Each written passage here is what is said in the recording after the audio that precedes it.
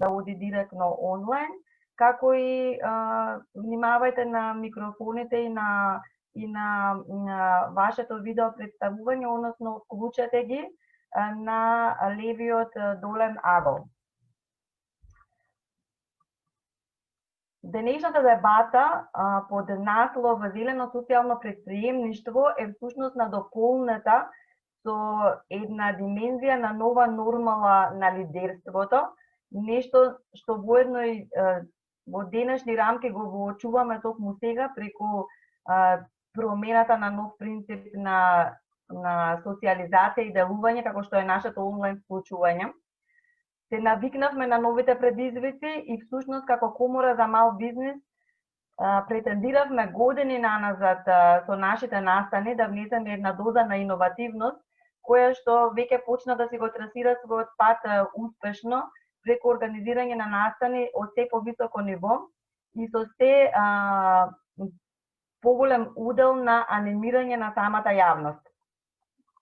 Токму затоа се и денешните два панели, каде што се вкрстуваат искуствата на еминентни истакнати предавачи, експерти, лидери во своето поле на делување, каде што би можело да го прошириме особено хоризонтот кога станува збор за дискусија околу зелена економија, делување во локални, глобални рамки во однос на оваа проблематика, сето тоа надополнето со социјалното претприемништво како димензија која што е особено интересна и продира целокупно во нашето секојдневие, особено младите кадри се заинтересирани за овие потези. Новата нормала па како лидерство, нам како комора за мал бизнес, ни создаде некоја перцепција за создавање на оваа платформа која што и денес всушност ја организира оваа јавна дебата, односно Change Leadership Group или лидерство на промени, затоа што некако целокупниот изминат пат ни даде за право дека можеме веќе јавно да дискутираме на овие проблематики, се со цел да може да создадеме подигнување на јавната свест, да го поддржиме целокупното население во реализација на своите замисли, кои што има за цел приложување на својот капацитет и потенцијал во една повисока димензија која што ќе биде пред се во корист, значи потесна, меѓутоа и особено поширока, нешто за што и се залагаме ние со нашето делување, односно корист во поголеми и пошироки општествени рамки. Овој панел ќе го започне Елизабета Ѓорѓиева, воедно програмски менаџер на Европската делегација во Скопје, на анализа на проблематиката развој на зелени бизнеси. Елизабета е вклучена чином и може да започне. Да, благодарам на организаторот на поканата да се накратко обратам на оваа новој дебатен настан и благодарам на сите за вашето внимание. Од организаторот добив задача да проговорам нешто за политиките на Европската Унија во врска со зелената агенда, како и некои најнови иницијативи кои што ги превзема делегацијата на Европска Унија Скопје во оваа насока. Мислам дека сте запознаени дека во 2019 година Европската комисија усвои еден документ кој што се нарекува European Green Deal, сега на македонски не знам точно како преводот, како е европејска зелена агенда, која што постави како план да ја направи економијата на Европска Унија оддржлива, но со тоа што ќе ги базира своите политики со трансформирање на предизвиците за очувување на животната околина и климата во можности. Европската комисија веќе од поодамна направи одредени анализи и се соочи со фактот дека климатските промени и деградацијата на животната средина се еден постоечки и континуирано растечка закана за Европа и за светот.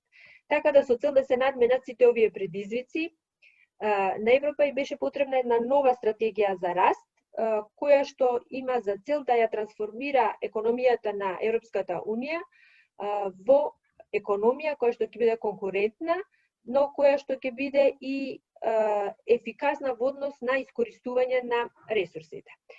Она што се постави како приоритет, како една главна цел со овој европски зелен план е да Европската Унија успее да постигне до 2050 година нула нето емисии на зелени гасови, понатаму економски раст кој што нема да се базира на континуирано искористување на ограничените необновливи ресурси и она идеја која што се провлекува низ сите европски политики, ниедно лице или ниедно и понатаму ниедно место да не биде изоставен од оваа целосна европска политика. Европската комисија покрај тоа што го усвои овој European Green Deal, исто така изработи акцијски план во кој што точно наведе конкретни активности и рокови до кои што ќе се изработат одредени стратегии, ќе се поведат одредени мерки, ќе се изработи предлог закон за заштита на климата и слично. Со цел да се постигнат сите овие приоритети утврдени во Европскиот зелен план, потребно е една организирана и кохерентен сет на активности во сите сектори на нашата економија, како на пример инвестирање во технологии кои што ќе бидат согласност или пак како ќе ги нарекувате environmental friendly, во согласност со животната средина. Понатаму поддршка на индустријата да воведува иновации, воведување на почиста, поевтина и поздрави форми на јавен и приватен транспорт. Друга сет на мерки и активности ќе бидат насочени кон понатамошно декарбонизирање на енергетскиот сектор.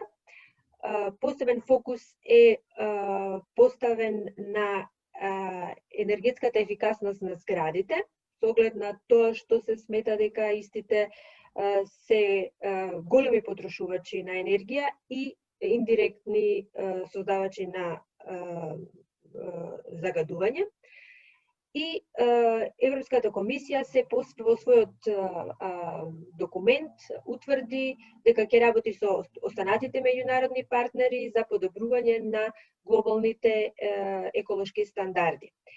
Она што можеме да кажеме дека голем дел од овие приоритети веќе беа наведени во различни други политики или стратегии кои што веќе ги имаше Европска комисија, меѓутоа сега на некој начин се интегрирани во еден единствен документ кој што ќе се смета како главен стратешки документ, основа за водење на сите политики на Европската комисија во периодот 2021-2027. Она што е добро во поглед на реализацијата на овој Европски Green Deal е тоа што голем број на, да речеме, под стратегии и мерки се веќе и донесени. Например, да речеме, стратегијата за интегриран енергетски систем, стратегијата за биодиверзитет, акцијскиот план за понатамошен развој на циркуларната економија, новата индустријска стратегија, предлог закон за клима и климатски промени, меѓутоа на ниво на Европска унија и така натаму. Она што кога ги проучував документите кои што се на располагање, она што ми остае голем впечаток е дека Европската комисија направи одредена анализа колку би изнесувале трошоците за реализирање на овој европски Green Deal и многу јасно во повеќе документи е назначено дека за да се постигне овој амбициозен сет на приоритети се потребни големи инвестиции. Например, само за постигнување на некои од целите кои што се сметаат како најургентни, кои што се поставени за 2030 година, би било потребни околу 260 милиарди дополнителни годишни инвестиции, што е околу 1,5% од брутно домашниот производ во 2018 година. Значи, за таа цел Европската комисија изработи и финансиски инструменти кои што треба да ги поддржат реализацијата на овие многобројни стратегии и подстратегии. Со тоа што овој случај комисијата одлучи дека ќе го на некој начин помогне реализирањето на овие активности со тоа што ќе се обиде да преговара со земјите членки и ќе се обиде да ги убеди истите да одвојат повеќе средства од своите национални буџети со оглед на тоа што се смета дека националните буџети исто така треба да имаат значително придонес во реализацијата на овие мерки. Така, еден од активностите кои што се веќе започнати е воведување на некои алатки со кои што ќе им се помогне на земјите членки да извршат така наречено позеленување на нивните национални буџети со цел да направат пренасочување на јавните инвестиции, потрошувачката или пак одоначувањето на овие нови приоритети за зелена економија. Она што повеќе читав во овој период е акцијскиот план за циркуларна економија, која што е мощно интересен. Истиот дава повеќе различни иницијативи кои се однесуваат на сите фази од животниот век на производите, со што се сака да се изврши модернизирање и трансформирање на економијата, при што се заштитува животната средина. Станува збор за една настојување на иницијатива да се направат овие производите sustainable производи, значи производите кои што имаат со поголемо траење, да се направат да траат уште подолго и да им овозможи на граѓаните да земат целосно учество во оваа циркуларна економија и бенефитите кои што истата ги носи. Една анкета која што беше направена на ниво на Европската унија укажува дека граѓаните на Европската унија сметаат дека обемот и количината на отпад кој што го создава современиот општество е прашање кое што во наредниот период ќе биде мощно актуелно за граѓаните. Лицата кои што беа интервјуирани сметаат дека најефективен начин за да се на некој начин реши овој проблем е со тоа што треба да се промени начинот на кој што луѓето на кој што се, односно на кој што луѓето се однесуваат во однос на потрошувачката, значи да се променат потрошувачките навики од една страна, а од друга страна начинот на кој што индустријата ги произведува овие производи. И во овој да речеме акцијски план за развивање на циркуларната економија, посебен фокус е ставен на неколку видови на производи.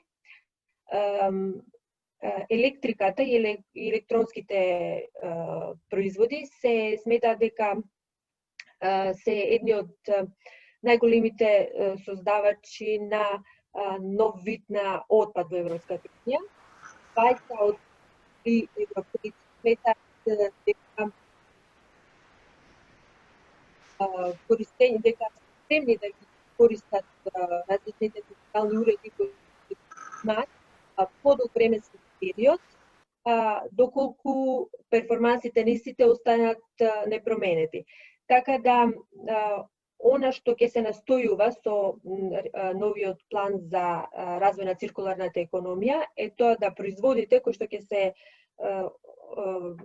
пласираат на европскиот пазар да бидат дизајнирани на начин на кој што да траат подолго, да биде возможно или полесно истите да се поправат или да се надградат, да се рециклираат или повторно да се употребат.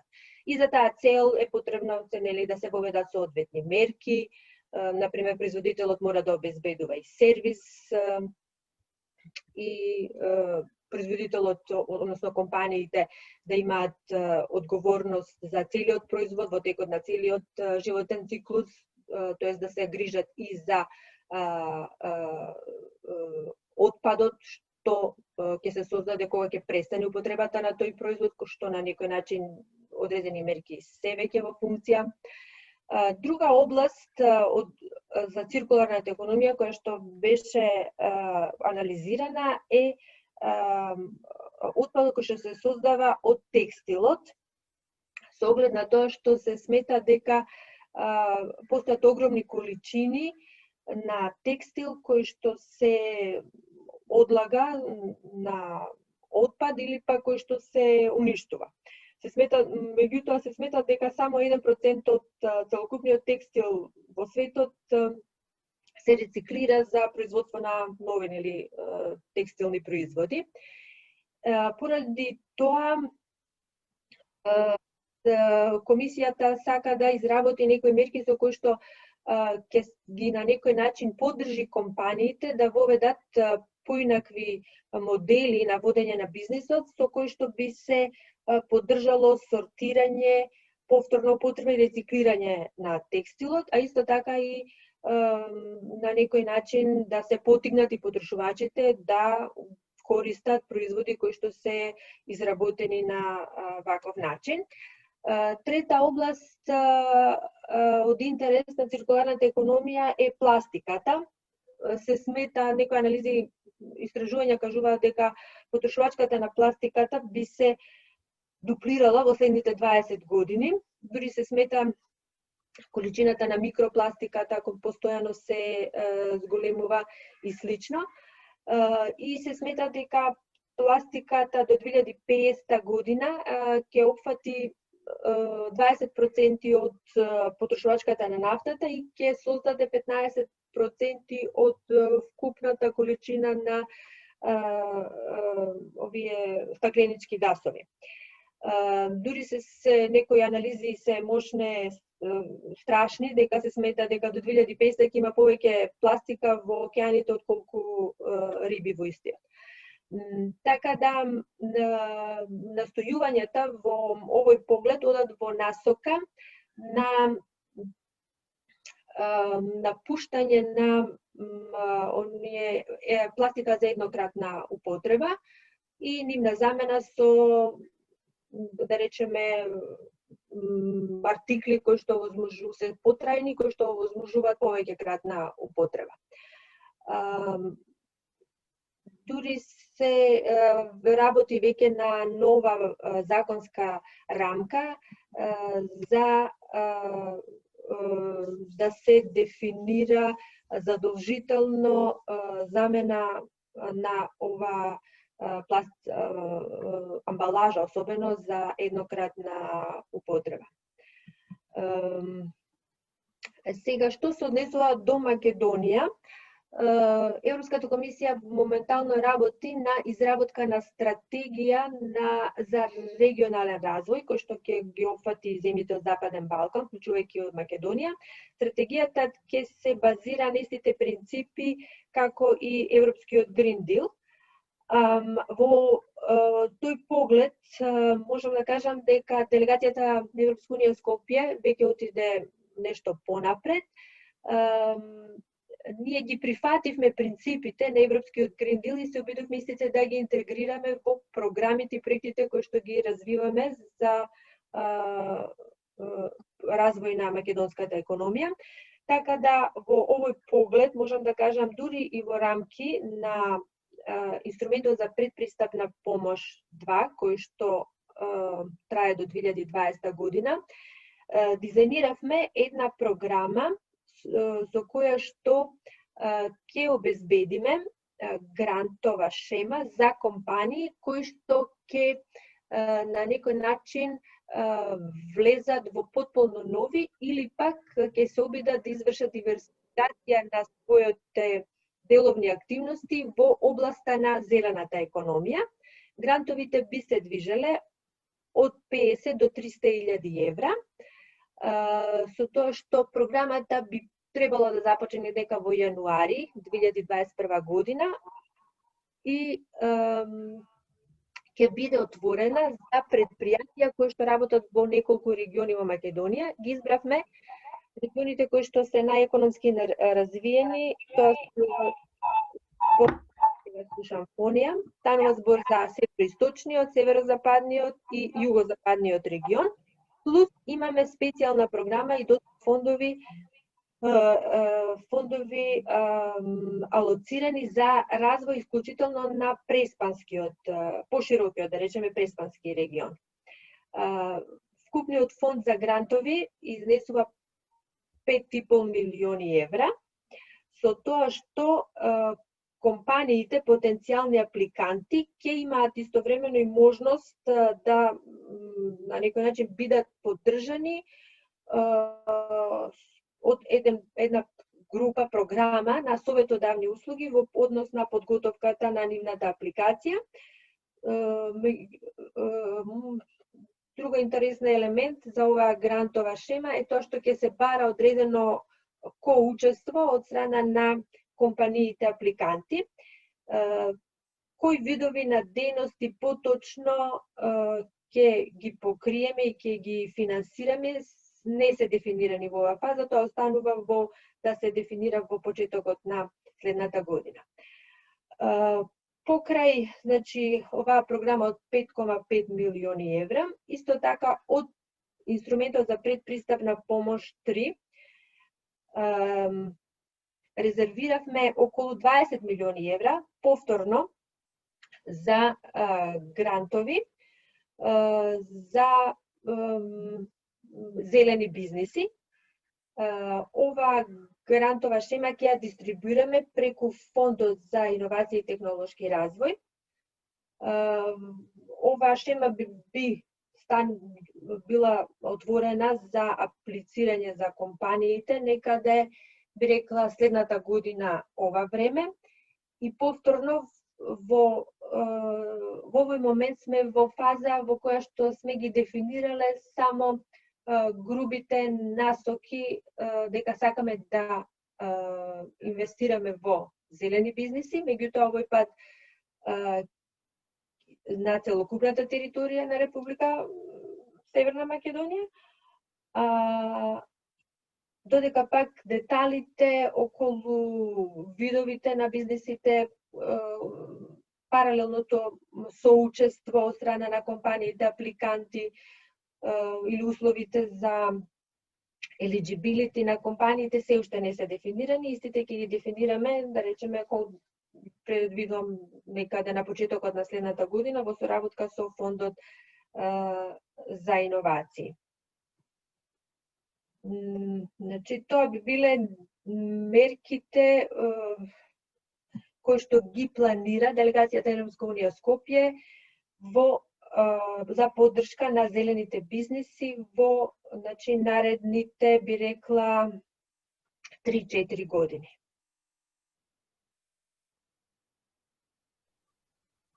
Благодарам, Елизабета. Дали останувате со нам за подоцна да покажеме, поканиме дискусија или може сега? Јас би сакала сега, затоа што во 11:30 имам друг состанок. Така, ме молам кој е потекнат да даде коментар, посебен придонес или да постави прашање до Елизабета, нека повели.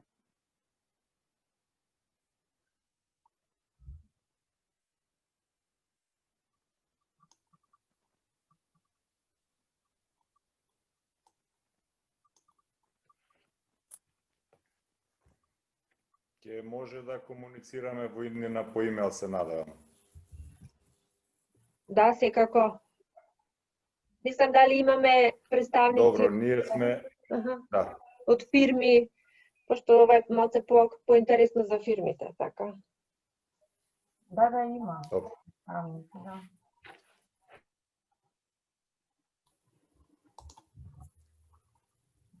Добро, во ред. Елизабета, јас ви благодарам на опсежната анализа.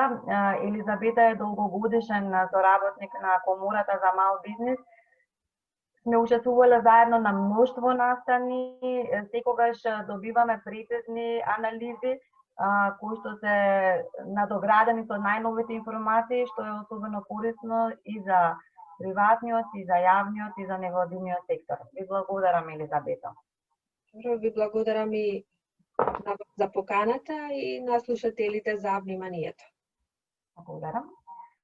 Панелот ќе го продолжиме со доктор Марија Лунчар Велкова, воедно председател на Организација за потрошувачи во нашата земја, која што ќе образложи повеќе околу односот фер кон потрошувачот, како и презентирање на самата платформа, која што ги нуди тие можности за соработка и промоција во домен на сертифицирани зелени проекти и одржливи бизнеси.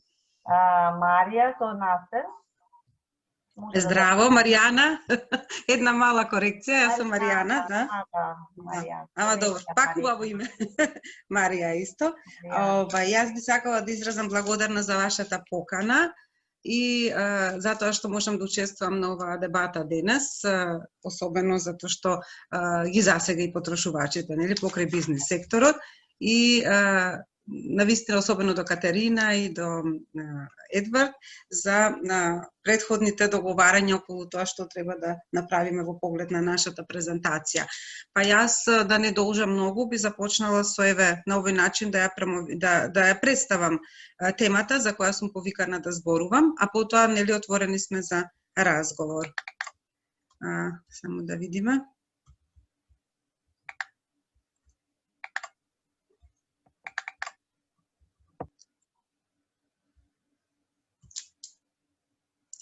Дали се гледа сега? Да? Добро. Значи ја гледате презентацијата, не? Пошто вие сте нови алатки се и сега сите се учиме, така да малце е некогаш и потешко. Јас би сакала да кажам дека бев поканета да зборувам за фер со потрошувачот сертификацијоната шема која што ние развивме во еден проект на Европската унија. Представува заштита не само на потрошувачите, туку и заштита на животната средина и грижа за одржливиот развој, нели? Во поглед на оваа тема би сакала да искажа моќта на потрошувачите, заради тоа што така наречена моќ на потрошувачите, заради тоа што тие имаат моќ во смисла на со изборот на производите при купување и со употреба на производите, како и нивното одлагање, да влијаат на целиот систем. Да од производството до пакувањето се до одлагањето и во таа смисла тие имаат огромна одговорност, како и заедно со компаниите на некој начин ја споделуваат оваа одговорност. Во поглед на зелениот договор, Европскиот зелен договор, како што зборуваше и Ѓоргиевска Елизабета, сметаме дека ние како потрошувачи особено сме повикани да учествуваме во имплементација на стратегии и програми усвоени од страна на националните власти во поглед на борбата за против климатските промени и за да можат успешно тие да се применуваат, фактички треба да учествуваат европските потрошувачи. А ако не учествуваат европските потрошувачи, тие исто така промени и стратегии и програми треба да им бидат достапни и треба да бидат прифатливи во поглед на еден сегмент само ценовната политика која се води. Значи, доколку вие направите такви програми, секоја држава нема да може да се вклучат европските потрошувачи заради тоа што тие ќе мора да одвојат голем дел од сопствениот џеп, од сопствениот приход. Во таа смисла потребно е компаниите да имаат, значи да ги земат предвид сите овие особености на тој синџир за снабдување и да ги вклучат како производителот, така и крајниот потрошувач. Потребно е заеднички да правиме поголема едукација на потрошувачите, особено за одржливата потрошувачка, за нивниот начин на живот и за промени, одредени промени во нивното однесување. И да ги поттикнеме тие промени, доколку се разбира се значајни за потрошувачката и за заштита на човековата средина и особено за одржливиот потрошувач, така го нарековме во март месец. Фактички Светската потрошувачка организација имаше кампања кога потрошувачот го повика да биде одржлив потрошувач заради таа огромна моќ всушност и заради тоа што тие имаат голема одговорност. Практикување на одржливи јавни набавки. Тука не можеме нити бизнисот, нити потрошувачите многу да направат, доколку одредени стратегии за јавни набавки на национално ниво не се донесат, одредени насоки и да се одржува и да се применува таа практика за одржливи јавни набавки од страна на државните власти.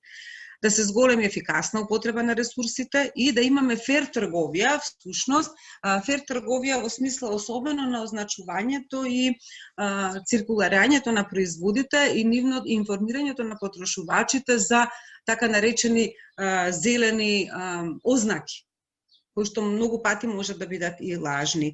Во таа насока би сакала да кажам дека постојат одредени всушност ние мора да успееме, инаку мислам крајот не е убав, она што го предвидуваат и другите говорници и гледав и некои од другите презентации. Прво и основно исто така, не знам дали беше спомнато во Green Deal-от е секако спомнато дека треба да имаме одржливи финансиски услуги, затоа што ги знаеме климатските влијанија и на финансиските производи, велиме во домувањето, велиме секаде, меѓутоа треба да се подобри понудата на финансиски производи кои се наменети за инвестициски, значи инвестиции кои ги прават потрошувачите, ама тие понуди да бидат такви кои што ќе има кај што ќе се прифати и дури грејс период, дури и помала каматна стапка и слично, затоа што таквото изолирање да речеме на стан или изолирање на куќа или купување на одредени производи се сметаат дека се пријателски кон животната средина, а со такви финансиски услуги мора да им станат подостапни на потрошувачите. Да се подобри всушност односот кон овие финансиски решенија за енергетски ефикасни инвестиции. И особено, знаете, сега има некои решенија што ги имаме со грејењето и овие субвенции кои што ги за инвертер климите, кои што ги даваат локалната самоуправа и мислам Министерство за финансии, меѓутоа сметаме дека не се сосема доволни и дека таму во тие понуди треба да биде повеќе истакнат овој сегмент, значи да се закупување на производи кои што се енергетски ефикасни. Тоа се тие јавни набавки утре и слично. Значи тука ние мораме да се потпреме како потрошувачи дека со таква набавка, со такво купување нема само да ги исполниме критериумите за учество за субвенции, туку ќе купиме едно од најпогодните производи кои што ќе штедат најголем дел од енергијата, односно ќе бидат енергетски ефикасни. Тука се работи и за реновирање, тука се работи за други апарати на домаќинство. Мислам дека и Елизабета кратко кажа, меѓутоа ние навлегуваме повеќе од аспект на потрошувачот. Во поглед на транспортот, исто така треба да се каже дека ќе работиме и на да се зајакне користењето на електричните возила. Еве низ градот ги гледаме сега автобусите.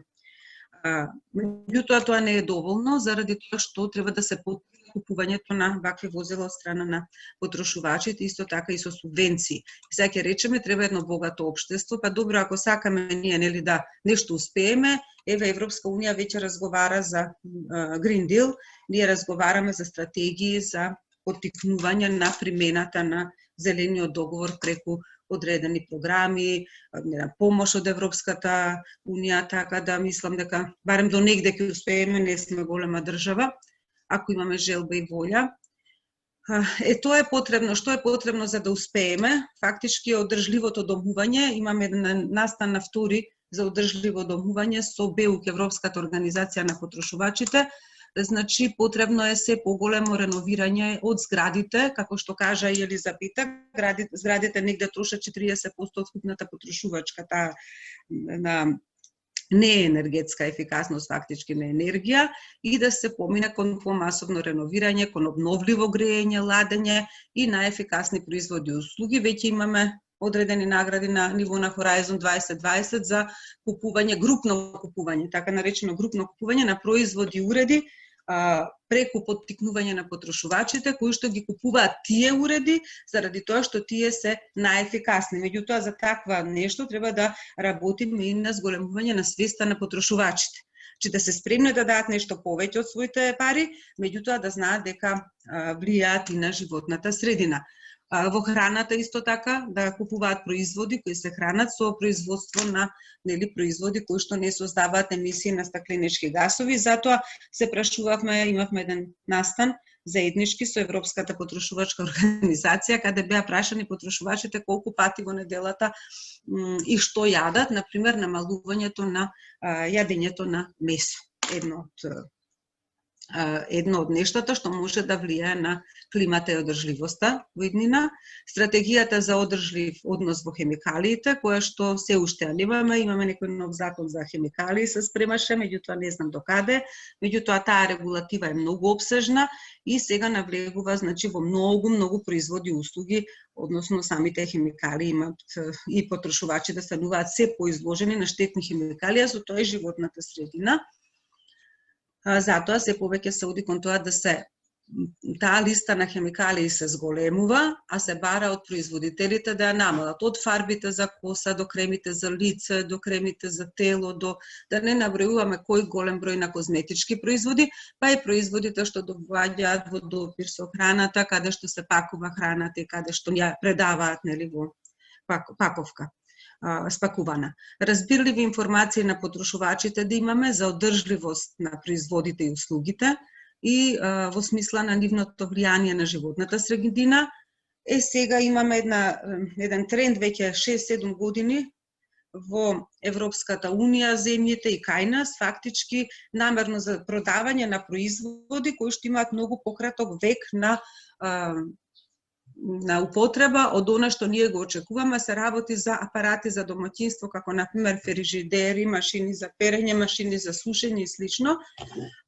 И со посебна директива ова беше уредено да значи да имате право на сервисирање, да имате право на подолго време на употреба и оние производители кои што ќе бидат сега има едно детектирање, фактички надзор над пазарот спроведува организацијата на потрошувачи, ги детектираат тие кои што намерно ги застаруваат производите, оние производители.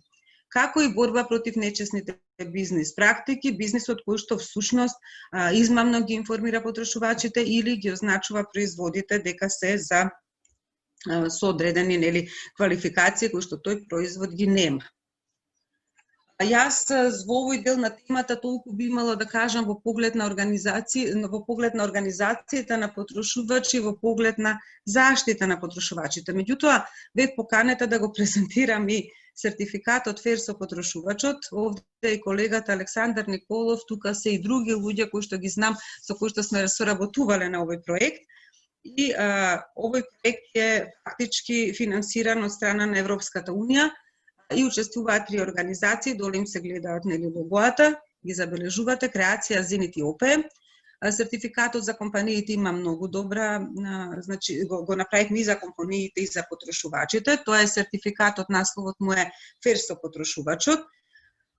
За компаниите тие добиваат ознака со која што ќе можат да потврдат на пазарот дека имаат систем за фер однос кон потрошувачите.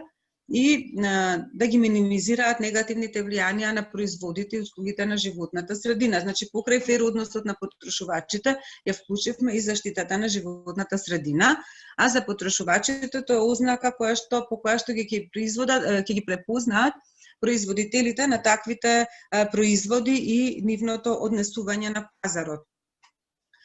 Кога го развивавме сертификатот, значи, ви спомнав кои бевме вклучени во проектот, направивме кодекс за фер однос на компаниите кон потрошувачите, подготовка на план за компанијата за подобрување на практики кон потрошувачите, претходно одевме во нивно верификување, доколку имаше потреба за подобрување, им дававме план за подобрување, се изработи софтвер за секоја компанија да менаџира со поплаките од потрошувачите, сите оние кои што го се стекнаа со сертификатот, да кажам дека проектот е завршен во јули 2019 година, меѓутоа ние продолжуваме на оваа работа.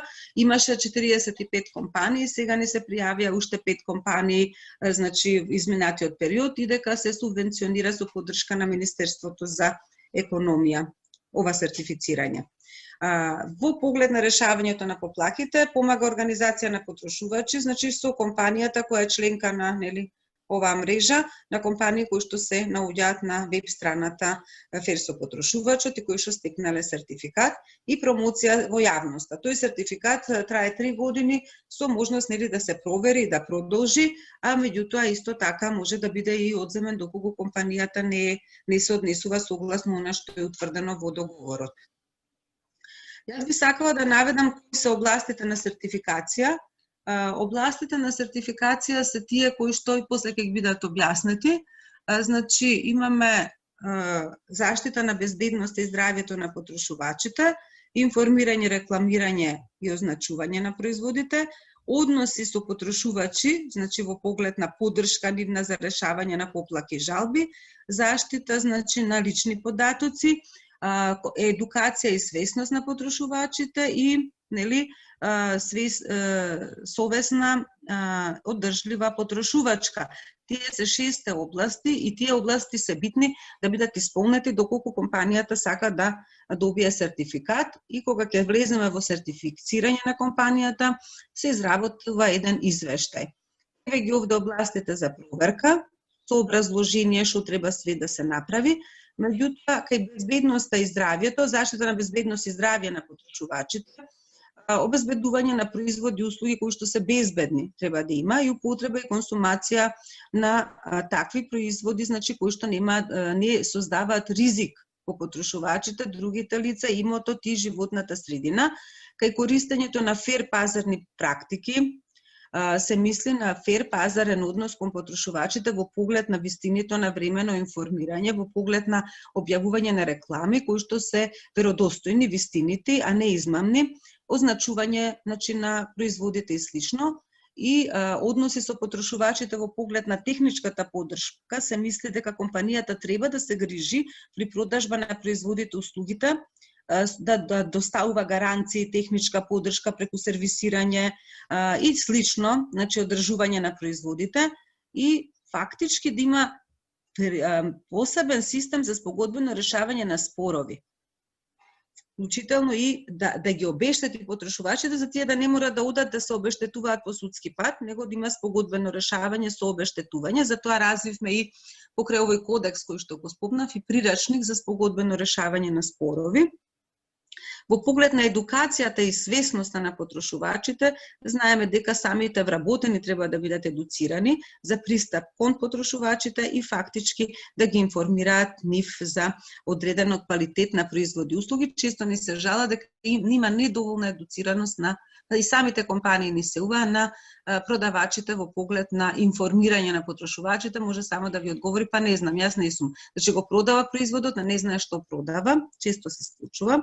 И свесната и одржлива потрошувачка, фактички еколошки корисни производи со кои се намалуваат влијанијата, сега ни требаат и такви ознаки да бидат што почесто препознатливи за граѓаните. Ние направивме една кампања за органското производство и влегоа дел од производите всушност во самите, за користење од самите потрошувачи во синџирите, значи за храна, за продажба на храна.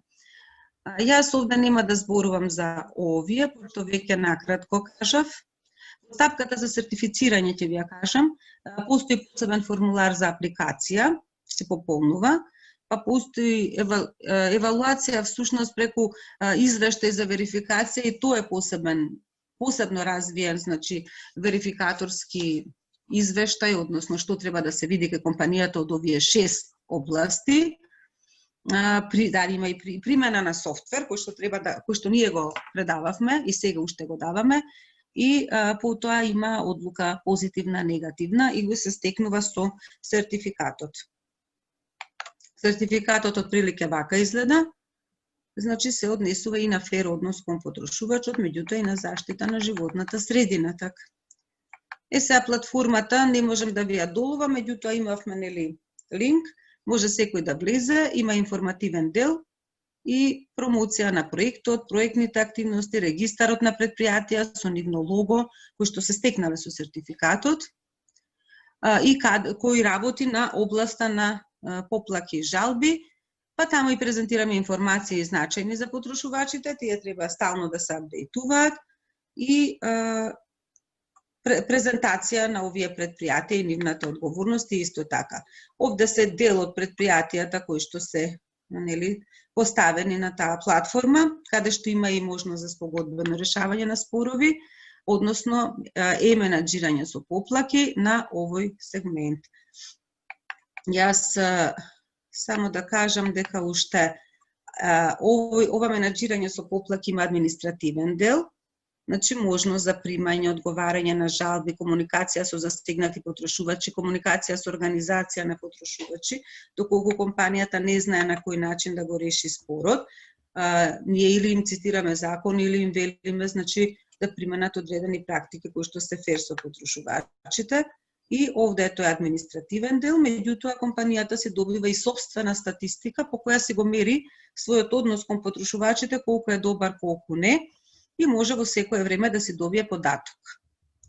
Јас само сакав да ви го презентирам спотот, не знам дали ќе го видите сега. Само да видам. Да. Ајде момент, шеари. Да.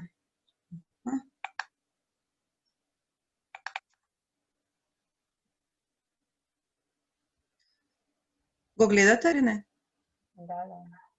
Спотот почнува? Не, сега ќе почне. Аха.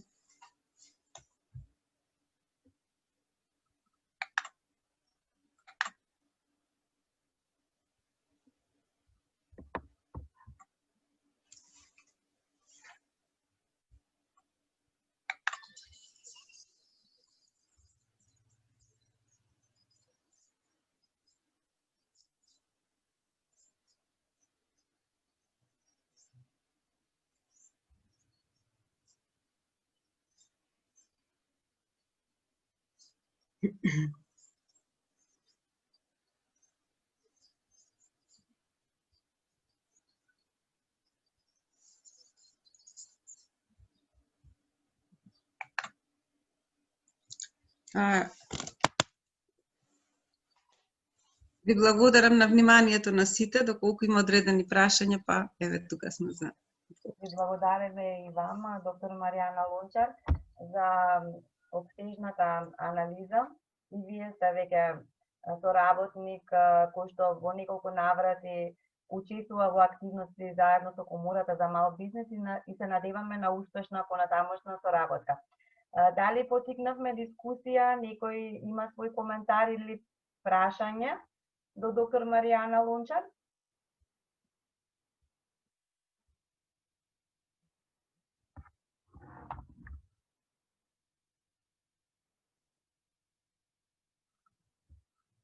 Во ред тогаш, ви благодарам, се надевам ќе бидете со нас, ќе не следите. Благодарам. Според панелот, следно е предавањето кое што би го одржала јас. Воедно, мојата цел е малку да излезам од рамката на она што беше досега прикажано. Имавме одличен сублимат на законски регулативи, потоа го ставивме во фокус потрошувачот со одредени практики кои што веќе се вметнати и во законските регулативи кога станува збор за унифицирање и истакнување на важноста на јавното мислење, така што мојата презентација е во домена на тоа како ние самите се перцепираме во една нова лидерска нормала, како е потребно да функционираме, некои промени кои што треба да ги иницираме, можеби први во начинот на нашето функционирање, а потоа и понатаму.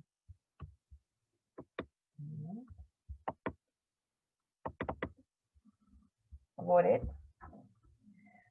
Значи, јас сум доктор Катерина Велјановска-Блажевска, воедно сум во својство на претседател на собрание на Комора за мал бизнис, но исто така мојата професија е во домен на ментор за личен и кариерен развој, консултант и експерт за јавни политики и односи со јавноста. Би сакала мојот презентацијски дел да биде воедно мотивација за нашето делување во новосоздадени услови кои што во одреден домен можат да бидат и збунувачки, како од страната на вработените, така и од страната на самите лидери на различен домен на организации. Значи, потребно е да пронајдеме некоја заедничка нишка. Ред. Значи, вистинска мотивација доаѓа од постигнување личен развој и задоволство од самата работа и признавањето. Воедно ќе ставам акцент на потребата од тоа секој од нас веќе во поголема и поширока димензија и перцепција да вложува во личниот развој, се со цел да може да излезе во пресрет на сите овие предизвици на новата нормала.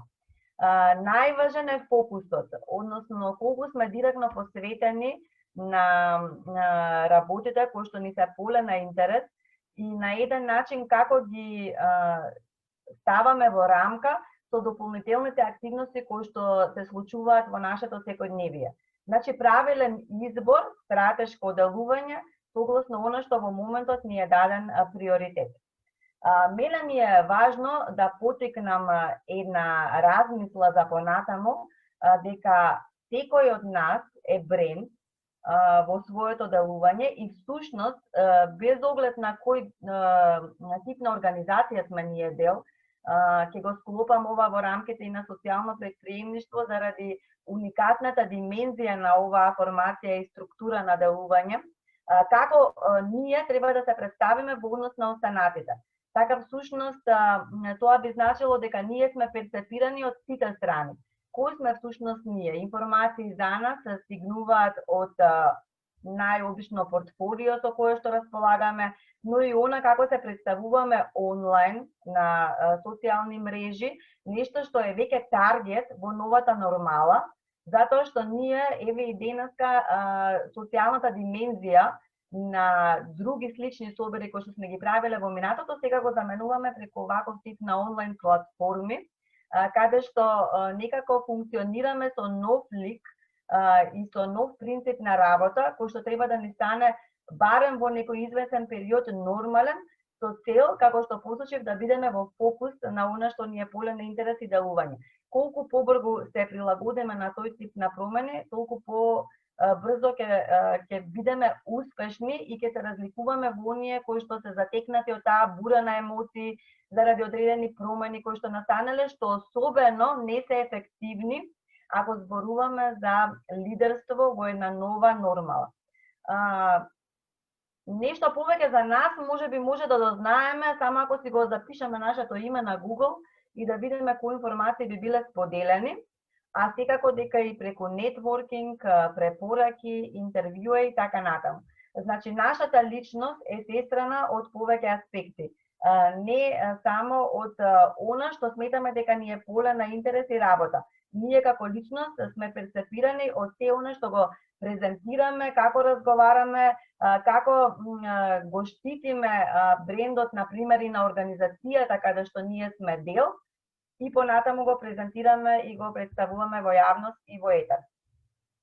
Кој доаѓа во допир со нашиот бренд или со нам, ако се представиме ние како бренд, Тоа се и соучесници, и клиенти, инвеститори, конкуренти, пријатели, значи наши поддржувачи, секој кој што е во допир во одреден домен со самите нас.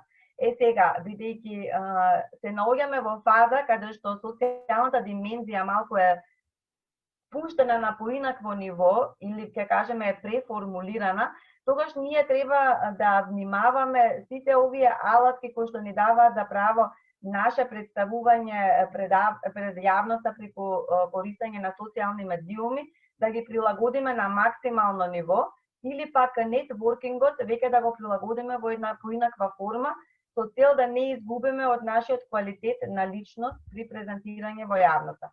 Така што го посочувам токму како приоритет тоа градење на врски, кои што ќе бидат приоритетни во следниот период кој што доаѓа, и секој ќе мора да го пронајде согласно начинот на функционирање најдобриот квалитет на вмрежување кој што му е во моментот достапен, а сепак мора да се грижи за истото, затоа што вмрежувањето во ниту еден случај не сме да биде запоставено, особено во услови на нова нормала на лидерство.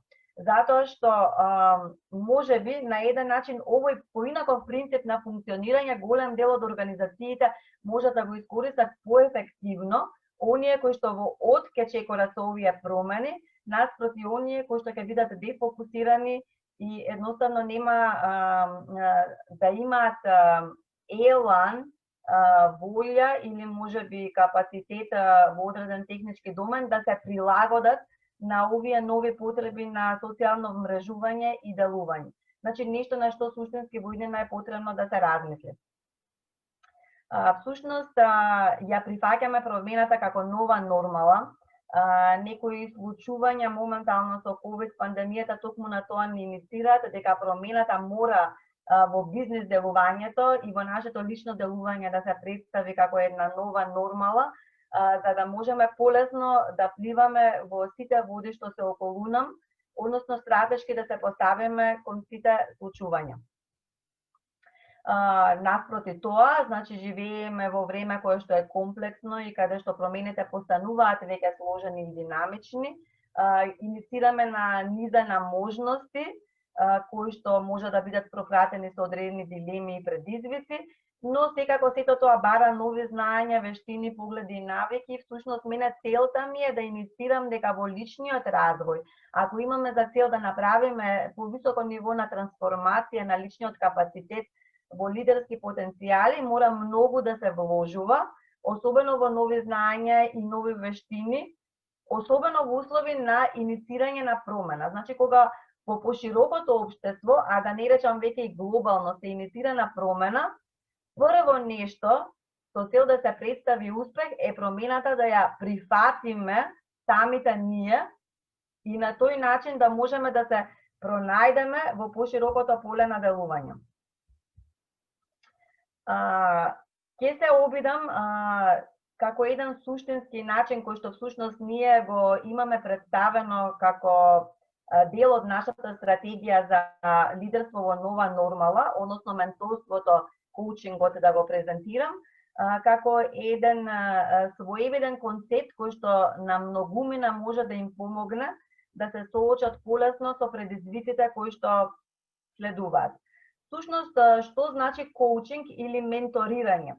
Односно да се помогне на некој со поставување на прашање или на сочување, се со цел да видиме личноста со кои ресурси располага и на каков начин ефективно да дојдат до израз согласно проблемот со кој што во моментот се занимава или му е поле на интерес и така натаму. Нам ни е важно да инициираме како ментор за личен развој, да инициираме кај личноста избор на најдобрата опција, а сето тоа може да биде подкрепено со одреден совет и насока кои што произлегуваат од практичното искуство на самиот ментор.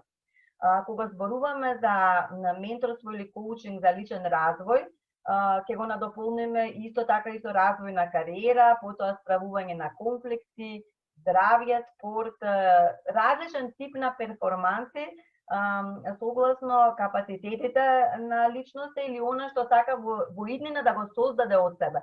Значи, токму заради тоа го инициирам овој метод или практика, затоа што всушност новата нормала на лидерство во светски рамки инициира дури и организацијата веќе да не пристапува кон досега постоечкиот начин на вложување во своите вработени, кој што може би значел во делување во едно заедништво, заради тоа што пак од друга страна се соочуваме со одредени проблематики од следниот вид.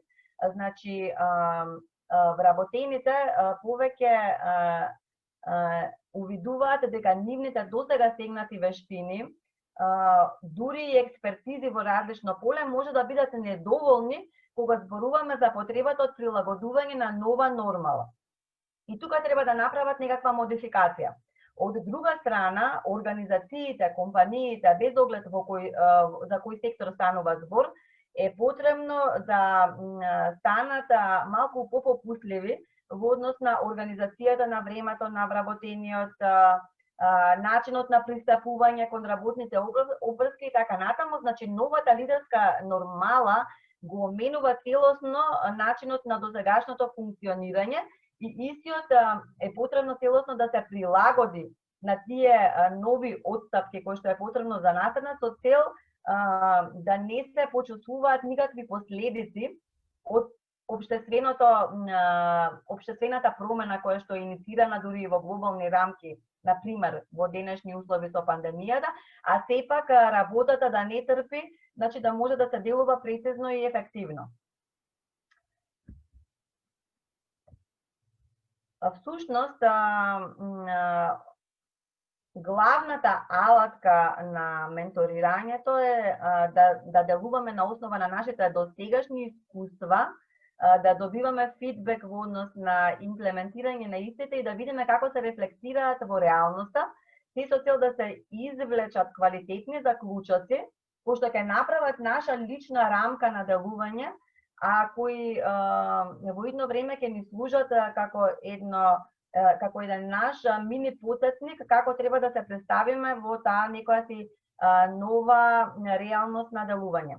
Она што се случува е дека веќе големите компании се обидуваат да создадат индивидуален принцип на работа на своите вработени, каде што им овозможуваат директен увид на нивните слабости, кои што е потребно да се представат понатаму во нивни предности и на тој начин преку делување со менторирање или коучинг веќе се прави концентрирање на самиот вработен, а не на поголемата маса на луѓе кои што може да представува одреден сектор во организацијата или така натаму. Значи, се со цел да може да се постигне токму ова, да се излече рамка на делување која што е уникатна за самата личност, која што се вклопува во неговиот начин на работа, а од друга страна истото да се користи понатаму како вежба, како експеримент во секојдневното делување, се со цел да бидеме поквалитетни при нашето следно делување или наше следно представување. Значи, се водиме од нашите стари искуства, се со цел да ја поставиме таа рамка на делување, а новите искуства само ни даваат за право да поставиме во одреден домен евалуација на нашите секојдневни случувања, односно како поминал може на генерална основа нашиот ден, а може и по-конкретно како поминал одреден состанок, како поминало одредено јавно представување, како например денешното презентирање, секој да си прави сопствена евалуација со цел следниот пат да биде поквалитетен во различен домен. Значи, тоа е на еден начин моќта која што би се постигнала со менторирањето, се со цел да се инициира поквалитетно или повисоко ниво на лидерство на промени, или како што посочувам во самиот наслов на моето денешно излагање, значи да се трансформира нашиот личен капацитет со цел да може да се доработат лидерските потенцијали кои што ние како такви ги поседуваме. Значи, моделот за коучинг може да биде прикажан на еден начин преку следниот аспект, утврдување на цел на самата сесија, значи кој е проблем што би требало да биде решен, разговор за одредена реалност во која што во моментот ние се наоѓаме. Заради тоа е всушност мокта на овој принцип на креирање на поквалитетна и поефективна личност од самите нас, односно директно го таргетираме случувањето и разговараме во однос на истото и потоа пронаоѓање на соодветни опции за отстранување на пречки, увидување на можни приоритети кои што би помогнале во иднина поквалитетно да делуваме. Всушност, важно е да се инициира и желбата кај оној кој што пројавил потреба од менторирање, односно волјата и мотивацијата за реализирање на одредени активности, се со цел самиот да може да направи поквалитетно евалуацијата на следните чекори кои што би требало да бидат превземени. Би го прокоментирала и следново, значи што е она што лидерите сега го бараат од своите вработени. Пред се дискутираме за одговорност во превземени активности, иницијатива или само иницијативност во управувањето, што би било предизвик во овие услови на нова нормала, но меѓутоа така ќе се истенчи линијата помеѓу оние кои што се способни да се соочат со предизвикот и останатите. Креативност или иновација, која што ќе биде во приоритет во следниот период, особено личен интегритет, како и ефективно понатамошно делување од наша страна. Секако дека и вработениот има одредени очекувања од својот лидер, односно јасна визија за тоа кон каде се чекори, стратегија, која што ќе му биде фиксирана и позната, и јасни понатамошни очекувања. Значи, многу е битно кога од другата страна се соочуваме со организација која што точно си го знае фокусот на делување. Значи, почнувам со фокус, го таргетирам низ презентацијата и верувајте ќе завршам со истото, затоа што ниту една цел не може квалитетно да се изврши ако организацијата, лидерот, вработениот и така натаму не се фокусирани на стратегијата која што се има за цел да се постави. Низ годините се имам како консултант соочувано со низа примери кога една компанија или дури организација од невладин сектор која што има пошироко поле на делување, воспоставува стратегија на своето делување и потоа ја чува љубоморно, би рекла, во фиока, не давајќи можност вработените подетално да се запознаат со истото. А тука е всушност најголемиот корен на проблемот, кога не може правијата и визијата, која што всушност треба да биде главната водолка на делувањето. Значи, нешто лидерската ефективност, нам ни е потребно да поставиме стратегија, но и да видиме како истите влијаат на останатите. Би го продискутирала и капацитетот на самоефикасност, односно како се случуваат нештата. Според мене е најбитно да вежбаме контрола или само контрола врз нашата способност и како се соочуваме со понатамошните проблематики на кои што наидуваме, затоа што нам ни е цел постигнување на високи перформанси. Развивањето на самоефикасноста, значи тука би настанала трансформацијата на личниот капацитет кон повисоки лидерски потенцијали, кога всушност влијаеме на развивање на нашата самоефикасност, а тоа би значило постигнување на некоја наша лично мајсторство, значи ќе потенцирам на личноста наша, таргетирање на различни искуства кои што не мора да бидат директно наши, значи може да учиме и од искуствата на другите, понатаму социјално убедување, како ние се представуваме пред односите и секако период на релаксација на нашата личност, кога всушност ние правиме реорганизација на понатамошното делување. Важно е дека перцепцијата е различна за секој од нас, значи секој увидува некоја своја вистина и постигнувањето на високи перформанси тоа мора да го има земено во предвид и дека значи како функционираме ние како личност, не смееме никако да ја иземеме од вид креативната подсвесност, која што е всушност таа која што ја има моќта да се прилагоди на таа некоја нова лидерска нормалност. Како една од техниките за постигнување на високи перформанси е разговор со себе, во однос на тоа колку ние сме задоволни од моменталното видување, колку сакаме да настане промена на реалната состојба и што всушност ние превземаме за таа понатамошна промена.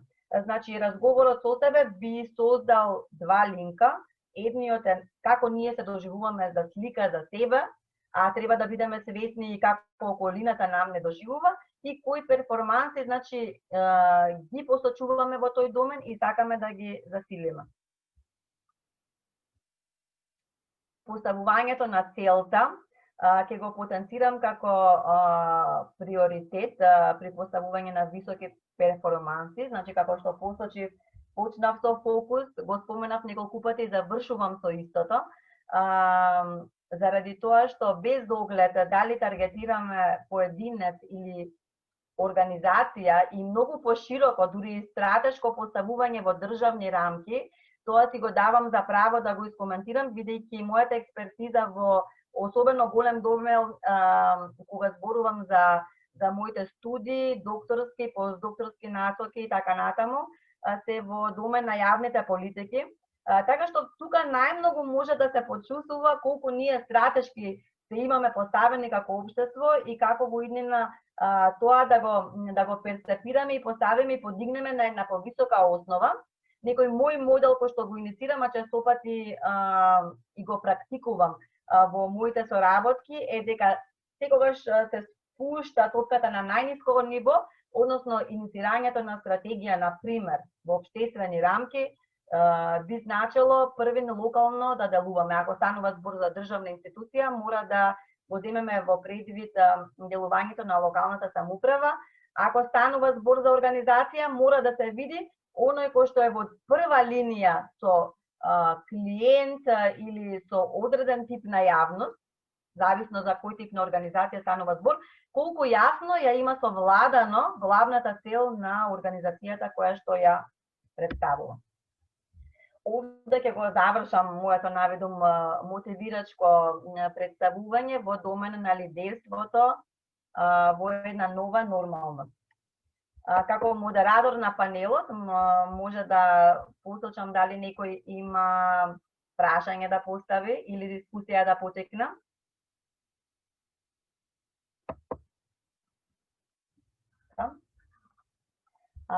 Ви благодарам за моето проследување, како и на сите кандидати кои што се представија во првиот панел. Сега ќе продолжи вториот панел на нашата јавна дебата. Ќе ја поканам професор Благица Сековска, која што ќе го модерира и секако дека има и свое излагање. Ви благодарам уште еднаш.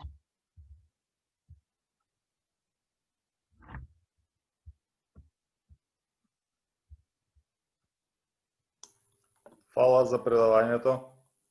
Благодарам.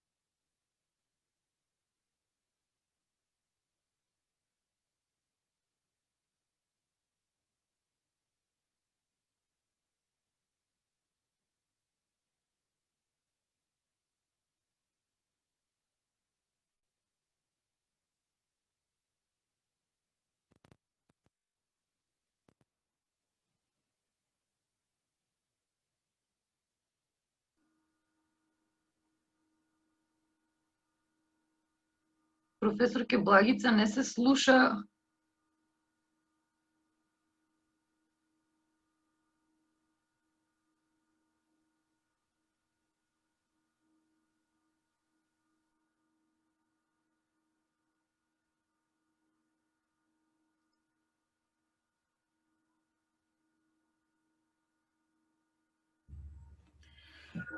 Професорке, треба да се анмјутнете. Професорке, ако ме слушате, така.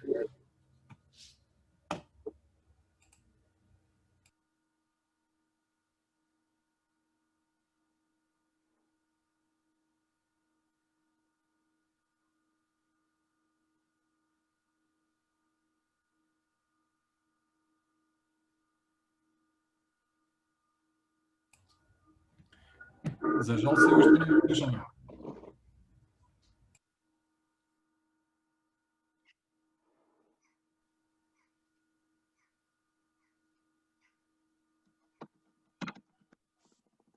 Сега ме слушате? Да. Сега да. Ворете? Добро, успеав да најдам. Презентацијата се гледа? Да, во ред. Добро, може да почнеме. Тогаш јас се извинувам малку за техничкиве проблеми. Овај настан требаше да се одржи прелиминарно во месец март. И јас имав за тогаш спремена една презентација под овај наслов кој што го гледате. Но во меѓувреме се случија многу работи, предизвикани од пандемијата на COVID-19, кои што сосема ја променија концепцијата на мојата презентација денешна. Најнапред вака да видиме што ни е потребно за одржлив систем. Одржливо општество представува баланс од три елементи кои што имаат за цел да ги задоволат потребите на сегашните генерации без да ги загрозат идните генерации во остварувањето на своите потреби. Еколошките ограничувања ги содржат лимитите на обезбедување ресурси, храна, вода и слично, и создавањето, односно управувањето со отпадот и загадувањето на животната средина. Сега, каде економијата може да ги балансира процесите на производство и потрошувачка надвор од овие природни граници биофизички граници кои што постојат на планетата Земја? И како општеството ќе одлучи политички и културолошки да ги менаџира социјалните ефекти од еколошките и економските импликации на краткорочните и долгорочните ефекти од нашите активности. Идејата ми беше во март да зборувам за креирање на одржливи бизниси, стартапи, превземање на лични финансиски ризици, успеси, грешки и насочување кон иновации и предприемништво со префикс зелен. Но како што кажав, пандемијата сосема го промени мојот фокус на размислување и јас неколку дена пред денешниот настап сосема ја изменив денешната презентација. Еве најнапред да почнам од целите за одржлив развој на Обединетите нации. Не знам дали знаете, но Обединетите нации имаат поставено, имаат дефинирано 17 цели за одржлив развој до 2030 кои што треба да се спроведат. И тие се, еве само кратко да ги набројам, искоренување на сиромаштијата до 2030, запирање на гладот сосема во светот до 2030, понатаму добро здравје и благосостојба, квалитетно образование, еднаквост меѓу половите, чиста вода и санитација, достапна и чиста енергија, работа и економски раст, индустрија, иновација, инфраструктура, редуцирање на нееднаквост, одржливи градови и заедници, одговорно производство и потрошувачка, климатска акција, животот под вода, животот на земја, јаки институции за воспоставување на мир и правда, партнерство за остварување на целите. Многу фино звучи сето вака. Но колку од сето ова реално е реализирано и колку е возможно сето ова да се реализира? И вистинското прашање е дали во светлото на пандемијата со сите нус појави кои што ги видовме, и негативни, но и позитивни, ќе споменам после кои се според мене позитивни, дали овие цели сега ни се поблиски или се подалечни? И сега доаѓаат ревитирани цели, кои што Обединетите нации почнуваат малку, нели, предлог за ревидирање на целите. И сега првата цел, наместо целосно искоренување на сиромаштијата до 2030 година, се претвора во намалување на сиромаштијата за половина и обезбедување на еднаков пристап за базични услуги. Втората цел, наместо искоренување на гладот, се претвора во дуплирање на продуктивноста и приходот од малите фарми за производство на храна. Здравството, благосостојбата, нели? на луѓето, која што за жал е тема која што сосема исфрлена од фокусот, никој не зборува за благосостојба на луѓето, а замислете, постојат безброј проекти на Европската унија, на Европската комисија за благосостојба на животните. Јас многу ги сакам животните, да не ме разберете погрешно, и сметам дека тие треба да бидат во благосостојба, но не можам да разберам како може да биде дефокусирањето на таков начин да луѓето не бидат ставени во фокус како примерна цел дека треба да биде благосостојба на човекот и човештвото, а се разбира и на сите други живи суштества кои што живеат тука, како и да е. Ова третата цел одеднаш од воспоставување на благосостојба се претвара во достигање на универзално покривање со здравствена заштита. За жал, во моментот од таа цел сме исто така премногу далеку. Не знам колкав процент на луѓе немаат воопшто пристап до никаква здравствена заштита. Понатаму, обезбедување на бесплатно, единствено и квалитетно образование на сите деца.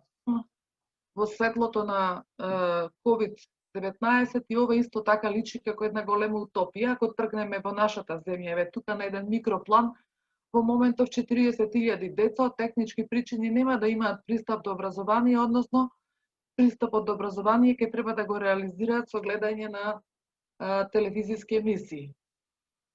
Понатаму, вреднување на неплатената грижа и домашната работа преку соодветни јавни политики, ова е целта за еднаквост помеѓу половите.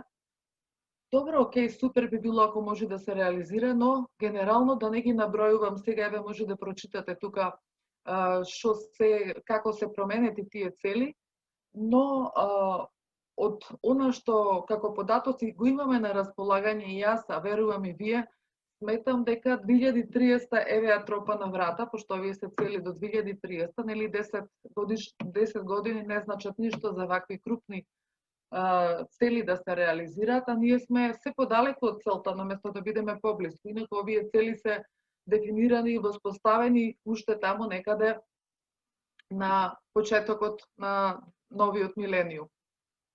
Но не сме ништо поблиску до тие цели од моментот кога биле воспоставени. И сега што ни покажа оваа пандемија? Дека сиромашните стана уште посиромашни, туризмот и транспортот како стопански гранки доживеа најголем пат, образованието и здравството ги покажаа сите своји слабости, бројот на депресии и психози, како и на домашно насилство е во енормен пораст, исто така во пораста и невработеноста, додека GDP-то е во пад во сите земји. Прашањето кое што се поставува е дали ни треба нов холистички пристап во сите сфери на животот. Дали ни треба општество на солидарност наместо општество на егоизам и отуѓеност. А во тоа светло па уште едно прашање. Какви генерации ќе пораснат во период на физичко и социјално дистанцирање? И дали тие генерации ќе бидат поблиску до тој некаков идеал на општество на солидарност или се подалеку и подалеку? Еве вака истакнати личности од јавниот живот, председатели на различни меѓународни, може да ги побарате после на интернет, јас не ги запишав, пошто немав место малку на странава, сакав да напишам вака што значања кажале за пандемијата. Джеймс Нануика вика, нешто ќе се придвижи напред, особено дигиталните економии, со издигање на дигиталното однесување, како што е работата од далечина, телемедицината, доставата на производи, други структурни промени би можеле да бидат регионализација на каналите за набавка. Во текот на изминатите 2 декади во напредните економии одговорностите во главно се движи од институциите кон индивидуите. Сепак, здравствените системи се тестира и честопати беа посакувани, додека бенефитите од платеното боледување до универзален базичен приход доаѓа на второ место. Во има потенцијал за долгорочно согледување на каков начин институциите можат да ги поддржат луѓето преку мрежи за поддршка и повеќе инклузивни социјални договори. Се тука малку би сакала да се задржам со коментар. Напомена и првата говорничка, а и председателката на Сдруженијето на потрошувачите, дека потрошувачите треба да бидат одговорни, дека треба да одржлива потрошувачка да прават и така натака. Да, до некаде се согласувам со многу од кажаното, но главниот проблем, она кој што го покачува, ја покачува многу емисијата на јаглеродни гасови кога зборуваме за потрошувачка е транспортот на производите. Особено на производите за храна, кои што, нели, чија што набавка и потрошувачка се врши на дневна основа. Ние можеме да не купуваме електрични апарати често, но храна мораме да купуваме често. А точно набавката на храна која што бара големи транспортни трошоци, но во исто време и емисија на јаглеродни гасови прави големи, нели, секој подолг транспорт има поголем импакт на животната средина. Од таа гледна точка, она што во моментов бевме и сме на некаков начин принудени да се задржиме на каналите за набавка кои што ни се блиски, кои што се регионални, има позитивен импакт на животната средина. И во суштина трендот би требало да оди кон регионализација на каналите за набавка, особено за исхрана. Понатаму, исто така, друго важно прашање кое што е битно и кое што ни фрла едно ново светло, е поддршката на институциите кон луѓето. Суштинската поддршка. Понатаму, индиската авторка Аругати Рој во незината книга "Пандемијата е портал" вели: историски гледано, пандемиите ги присилуваат луѓето да раскинат со минатото и одново да го искреираат светот. Ова пандемија не се разликува, таа е портал помеѓу овој и следниот свет.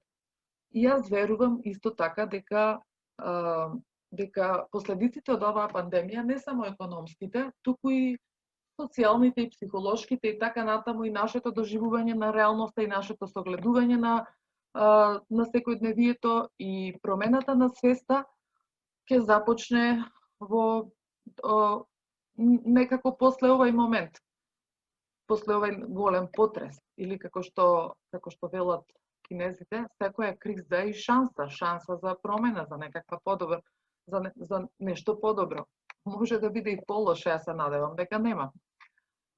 Понатаму Шаран Боро вели: светот после првиот бран на COVID-19 мора да биде инклузивен, еластичен и одржлив.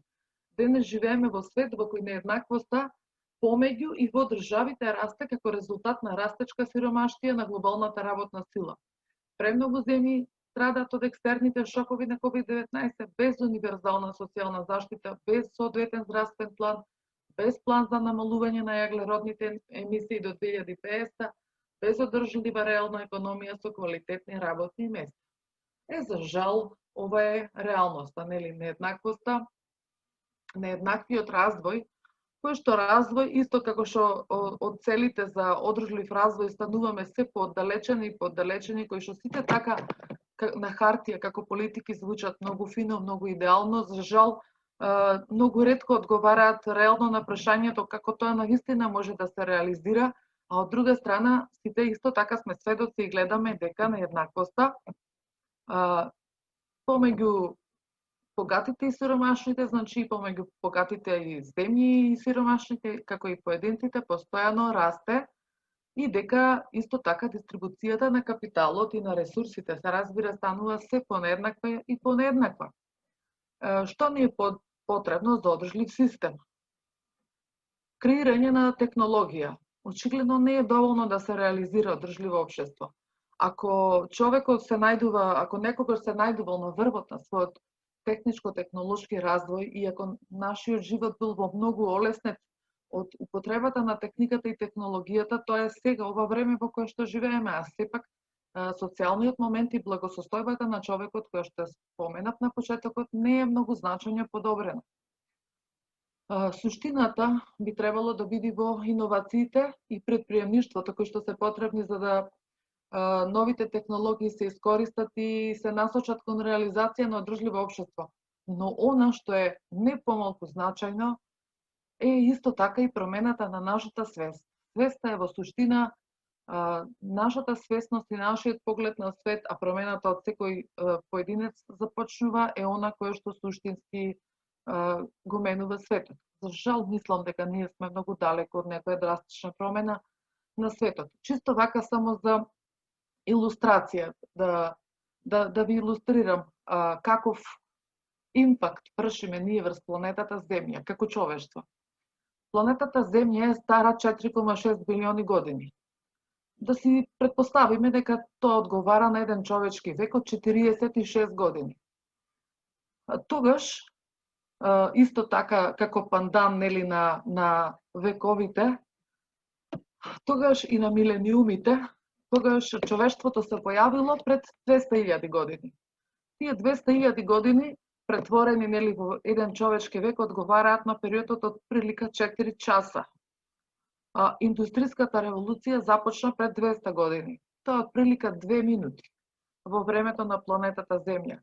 Замислете колку сме ние деструктивна врста на планетава Земја и какви уништувања и промени предизвикуваме во рок од 2 минути. Значи, условно кажано, човештвото успеа да ги загади сите мориња, да го загади воздухот и водата, да ги пресече половина од шумите или да ги запали и да го уништи повеќе од половина од живиот свет кој што постал на планетата Земја. Имав еден податок, не успеав да го најдам во една друга презентација, колку животински видови имаат изумрено со помош и поддршка на нашите разновидни активности, секакви економски и неекономски, како човештво, од почетокот на индустријската револуција до денес. Значи со милиони се мерат. И сега, Анштайн рекол, проблемите не можат да се решаваат на ист принцип на кој што биле создадени, а веќе утврдивме дека создадовме големи проблеми. Сега треба да ги решаваме тие проблеми, но од сите овие предлози, идеи, политики кои што се воспоставуваат, јас барем не можам да согледам дека има некое значајно инклинирање во начинот на размислување и во начинот на варање на решенија, бидејќи нели секогаш целта е иста, раст на GDP-то, раст на економијата и така натаму. На таков начин создадовме проблеми со раст. И сега, дека мора да се случи некаква промена, сакале или не, природата, како што можеме да видиме со климатски промени, со своето делување, со појавата на различни епидемии, болести. Еве, од гледна точка на болестите, што значат климатските промени? Се проширува реалот на распространување на одредени болести, кои што не зборувам за пандемијата COVID, него генерално, кои што воопшто не биле типични за нашето поднебие. Но со покачувањето на температурата, со глобалното затоплување, тоја реална распространување што бил типичен за тропски и субтропски области, полека се преместува код нас, така да ние наскоро и да нема епидемија, може да се соочиме со некакви болести кои што се типични за тропски или за субтропски подрачја. Како и да е, се погласно и се повеќе научници во светот размислуваат нели на тема дека ни треба некаков нов систем, бидејќи неолиберализмот очигледно е систем ерор. Сега, дали ова факт или политичка и научна ерес во широкото доживување на нештото се повеќе се третира како некаков вид на политичка ерес. Какво општество би можеле да креираме после сето ова кое што ни се случува, дали некаква позитивна утопија или дистопија? Она за кое што и научниците, и истакнати мислители во светот и така натаму се погласно зборуваат е филозофијата на degrowth. Нема соодветен превод на македонски јазик, нешто би било како намалување на растот од прилика. И овој наслов не подсетува дека неограничен раст, онака како што ние го замислуваме, бидејќи во моментот главен критериум за развој на една држава е растот. Растот на GDP-то, растот на економијата, значи раст. Постојан раст. Дали е возможно неограничен раст во ограничен свет кој што има своји биофизички граници? Исто така, оваа филозофија, да ја наречам, или нов поглед некаков на светот, има за цел да ја стави на логична критика идеологијата за постојан раст но и за одржлив развој. За одржлив развој се зборува последниве 40 години. Во суштина, многу научници сметаат дека терминот одржлив развој е оксиморон. Бидејќи невозможно е нешто да се одржува на исто ниво и да расте истовремено. Да, знам, има објаснување, например, дека тоа се однесува само на обновливите ресурси, односно обновливите ресурси можат да се трошат, па постојано да се надокнадуваат, но и ако така го погледнеме, ние и обновливите и необновливите ресурси ги трошиме многу побрзо отколку што тие се во можност да се обноват и во исто време продуцираме купишто отпад. Како што напомена првата говорничка, наскоро во океаните повеќе пластика ќе има отколку риби, што е многу страшен податок сам по себе. Веќе во моментов има податоци дека ние со секое конзумирање на риба и морски производи истовремено конзумираме и големи количини на микропластика. Значи, мултидимензионалните идеи во главном се однесуваат на физичко ограничување на растот, а исто така тука и теоријата за нафтен пик и на пик на се останато, нели, на сите останати ресурси, бидејќи во еден момент го достигнуваме максимумот на нивното искористување и потоа нужно е да одиме во надолна линија. Да не зборуваме за губењето на биодиверзитетот, ви кажав дека на дневна основа стотици видови изумираат во моментов. Еве, најголем сега во моментов, најголема грижа на научниците е потенцијалното изумирање на пчелите, што би било страшно генерално за се околу нас, а на нивното изумирање делуваме ние со сите наши активности економски пред се. И културолошки исто така, значи идеи, во кои што протиставување на гледањето на неолиберализмот како религија, понатаму безграничниот продуктивизам, еве на почетокот ми падна во уши, во слушањето на првата говорничка, дека рече еден од предлозите на новиот Green New Deal на Европската Унија е производителите да произведуваат потрајни производи кои што подолго време ќе траат. И да, понатамо, нели, трите славни R, Reduce, Reuse and Recycle да се спроведуваат, но тоа е добро како теорија, но кажете ми тогаш на кој принцип, ако е се уште важечка постоечкава економска логика во светот, да речеме, еве, за техника, ако правиме муабет, еве, Samsung секоја година вади нов модел на мобилен телефон, нели? И нашиот потрошувачки менталитет и нашето потрошувачко општество има постојано желба да има нов производ. Нели? Затоа служи маркетингот да креира потреби. Креира потреби кај потрошувачите и ние одеднаш, кога ја гледаме рекламата на новиот Samsung 20 Pro, или како и да се вика, не можеме да живееме без него. Како сме живееле воопшто до вчера. Она што ни е неопходно е промена на таа конзумеристичка религија и таа продуктивистичка религија. За такво нешто да се случи, доколку имаме желба на вистина суштински нешто да промениме, на вистина суштински да спасиме планетата Земја и со самото тоа и самите себе си. Значи, треба да биде главниот фокус ставен на регионализам, наместо на глобализам.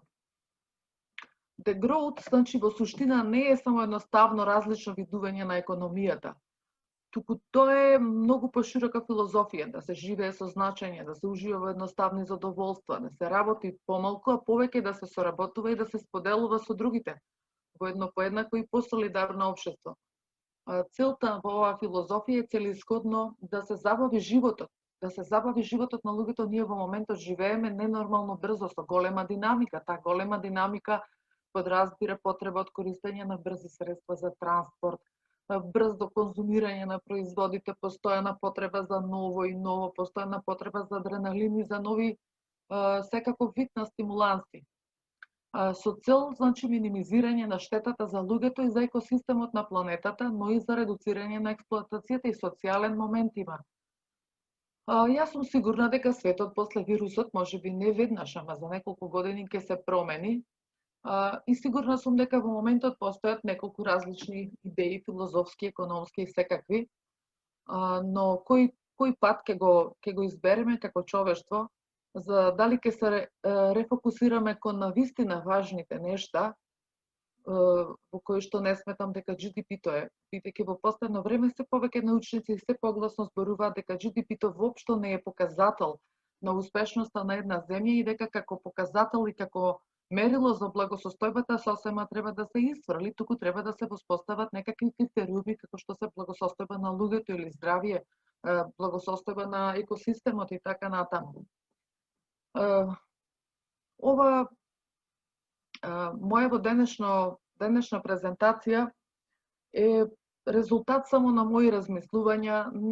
Се обидов да поттикнам некаква дебата и размислување за длабоки еколошки проблеми кои што верувам дека сите не тангираат. Не сум сигурна дека сите подеднакво размислуваме на темата и подеднакво се прашуваме што и како, но еве ова е повод за една дебата и за една дискусија за размислување надвор од кутијата, за размислување за можни алтернативи на постоечката неодржлива економија, кој што веќе и најзакоравените либерали гледаат дека навистина нешто е неодржливо и дека има некаков систем ерор, кој што во моментов сите се обидуваме само со шминка и козметика да го подобриме, бидејќи мислам дека многу од овие да кажам промени кои што се предлагаат и политики во суштина се во главном козметички зафати, а не се суштински, бидејќи суштинската филозофија кога не се менува, како што рече Катерина во претходното излагање, фокусот да го имаме цело време. Ако нашиот фокус е постојано раст, значи на таков начин ние го предизвикавме проблемот со раст, тогаш се ова што правиме е само шминка и козметика. Главната суштина е намалување на растот. И еве тука една мала карикатура каде оди човештвото и каква е нашата нова конзумеристичка еволуција. И нашиот начин на живот, нели, врзани за материјалните работи со железа и со камења, и ги влечиме позади себе и се мачиме во желба да реализираме се повеќе и повеќе. 3 стана, 5 коли и не знам што уште. Реалните проблеми треба да се актуализираат. Глобалната нееднаквост во доходот води кон конфликти, големите дефицити на секи загрозуваат шансите за просперитет на идните генерации. Верувам дека треба да се направи нешто и тоа многу скоро.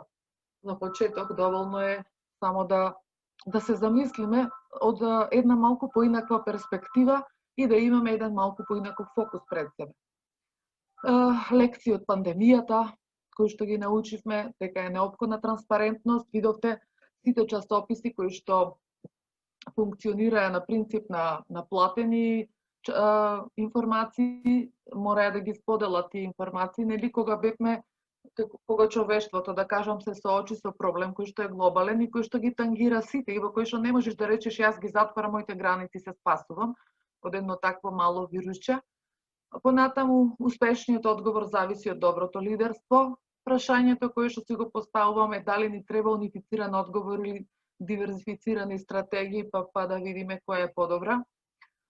Ефективната комуникација на највисоко ниво е неопходна и глобалната солидарност стана нужност. Фокусот ми е на солидарност.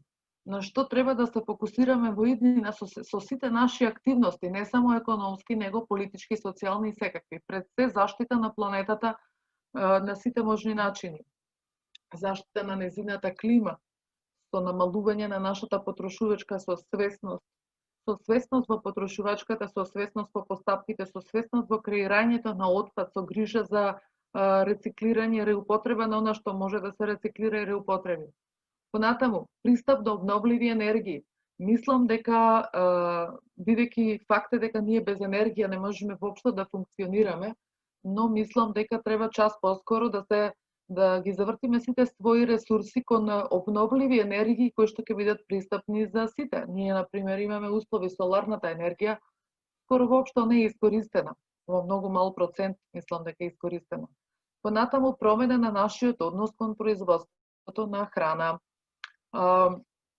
Точно е, кој спомена, госпоѓата од Сдруженијето за заштита на потрошувачите. сите мислат дека земјоделието е чиста енергија, а не знаат дека 40% од стакленичките гасови, а дури 60% од азотниот оксид во воздухот се произведува од сточарството, од фармите на кои што имаме масовно производство на крупен добиток. Во секој случај, значи, нашиот однос понатаму загадување на водата, воздухот и почвата со употреба на хемиски средства за заштита. Многу има работи кои што, да кажам, ги земаме здраво за готово без некаков посериозен фокус. И она што исто така е многу битно и во контекст на темава, мислам дека треба да се дава најголема поддршка на достоинствени работни услови и на предприемништво, на мало предприемништво, на регионално предприемништво, наспроти глобалните компании и глобализацијата. Еве тука имам некои референции, ако сакате може да ги простудирате, ако ви заинтересира темава. Јас имам многу на оваа тема да зборувам. Ова е многу широка и многу интересна тема, за мене барем, не знам дали на аудиториумот му се допадна или може би го испровоцира да размислува малку во една друга рамка, не во она општо позната и прифатена рамка. Јас тука би завршила со мојата презентација, ви благодарам за вниманието и доколку има прашања, коментари или дискусии, ќе ми биде задоволство.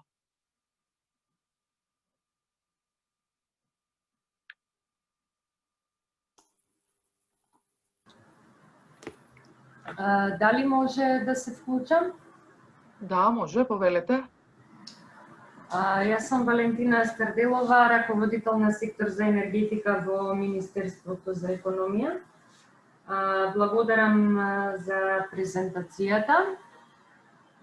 Сметам дека беше сеопфатна, но би сакала да дадам повеќе информации до присутните во делот на обновливите извори на енергија и посебно искористувањето на потенцијалот на обновливите извори на енергија кај нас. Државата, како што можеби веќе повеќето од вас знаат, уште пред повеќе од 10 години воведе систем за поддршка на искористувањето на обновливи извори на енергија, ги воведе повластените тарифи и преку овој механизам, оваа шема за поддршка, всушност беа инсталирани повеќе електроцентрали. До сега има околу 102 фотонапонски електроцентрали кои што користат, само фотонапонски електроцентрали кои што користат повластена тарифа, а вкупниот инсталиран капацитет од сите обновливи извори на енергија кои што користат повластени тарифи е околу 150. Но тоа е она што, да кажам, во изминатите години беше понудено како можност и тука останува само потенцијалот за биогасот и биомасата и за кои што се уште има повластени тарифи кои што би можеле да ги користат идните инвеститори. Она што исто така е многу важно, што со измената со донесувањето на Законот за енергетика во 2018 година се воведе нов систем за поддршка на производството од повластени на производството од обновливи извори на енергија, значи се воведоа премиите. Премиите се еден поинаков режим на поддршка, значи премиите, ако повластените тарифи всушност значат за гарантирана цена за продажбата на електрична енергија и не се пазарно ориентирани, премиите се токму спротивното. Значи, премијата ја доделува државата од буџетски средства, кои што се всушност само поддршка на инвеститорот, за да може да ги издржи трошоците кои што му се кои што ги има заради поставувањето на централите и да биде конкурентен на пазарот. Јас би сакала за да не ја обременувам дискусијата, да кажам дека врз основа на законот и врз основа на сите тие подзаконски акти веќе беа објавени 2 тендери, еден на државно земјиште и еден на приватно земјиште, и вкупниот инсталиран капацитет кој што очекуваме да се изгради е околу над 50 мегавати инсталирана моќност, но и за поздравување, да не кажам и за пофалување, тоа што сега веќе имаме една изградена фотонапонска електроцентрала која што деновиве очекуваме да го потпише договорот за премија. Што е поентата? Поентата е дека фотонапонските електроцентрали многу побрзо се градат во однос на сите други обновливи извори на енергија. Ние го имаме потенцијалот, имаме земјиште кое што имаме и добра законска регулатива која што не дозволува да се гради на земјоделско земјиште, значи мора земјиштето да е најмалку 4-та класа за да може да се изгради фотонапонска електроцентрала. Имаме правна рамка, имаме одржлив механизам за финансирање и ова производство треба и текако да биде, да кажам, промовирано кај бизнис заедницата. Бизнис заедницата беше информирана за сите овие наши чекори, значи и за донесување на законот, и за донесување на подзаконските акти, соодветно беше информирана јавноста и за објавувањето на тендерите, така да повикувам до сите заинтересирани представници од компаниите да искористат оваа можност и да аплицираат на тендерите кои што во иднина ќе ги објавува Министерството за економија. Тука бизнис заедницата може да се вклучи и со своја експертиза, заради тоа што изготвувањето на проектната документација, значи на техничките решенија за инсталирање на фотонапонските електрани и текако бизнис можност која што треба да ја искористи нашата бизнис заедница. И не само тоа, значи и обновливите извори на енергија, исто така е многу важно што е направен голем пробив со фотонапонските електроцентрали со решението кое што го направивме во однос на домакинствата. Значи во изминатиот период пред 2019 година домакинствата не можеа да инсталираат фотонапонски електрани на својот кров и да ја користат за своји потреби електричната енергија. Сега имаме повеќе од 50 домакинства кои што ја имаат поставено фотонапонски системи и имаме над 100 предпријатија и јавни институции кои што имаат инсталирано фотонапонски системи и енергијата ја користат за собствени потреби. Само ова ми е практично еден повик до сите присутни да се имаат во предвид овие можности кои што досега ги направивме ние како креатори на политиките и како имплементатори заедно со Агенцијата за енергетика.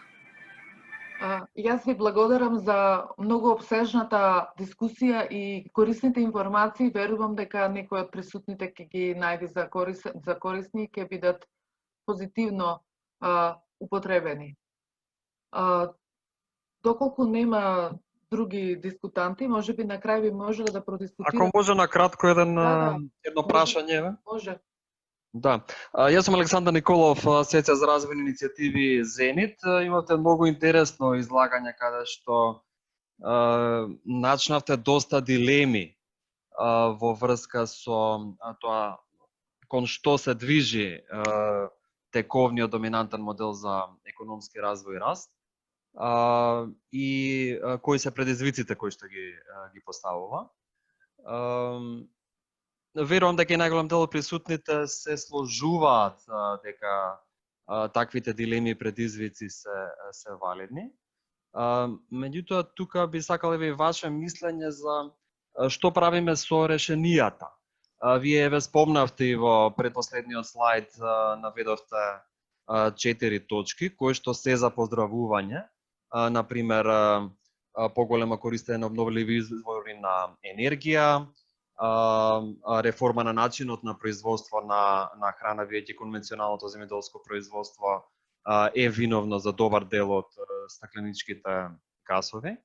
Меѓутоа, тука исто се поставува прашањето како при таквите реформи на тековниот економски модел да не се доведеме во ситуација уште повеќе да ги загрозиме ранливите групи, значи на пример лицата со ниски приходи или лицата кои што едноставно не можат на краток рок да се приспособат на некои нови модели на работа и заработувачка што се промовира пред развиените земји.